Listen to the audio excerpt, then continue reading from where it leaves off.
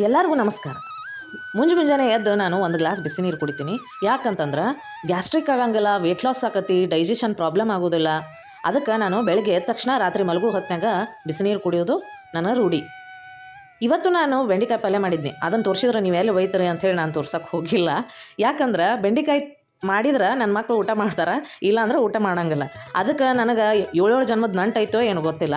ಬೆಂಡೆಕಾಯಿ ಪಲ್ಯ ಅಂದ್ರೆ ಕನಸ್ನ್ಯಾಗೂ ಬರಾಕತ್ತೈತಿ, ಅಷ್ಟು ಇರಿಟೇಷನ್ ಆಗಿಬಿಟ್ಟತ್ ನನಗೆ. ಆಮೇಲೆ ನಾವು ತಿನ್ನಕ್ಕೆ ಏನಾರು ಮಾಡೋಣ ಅಂಥೇಳಿ ಹಸಿಮೆಣ್ಸಿನ್ಕಾಯಿ ಚಟ್ನಿ ಮಾಡಕತ್ತೀನಿ.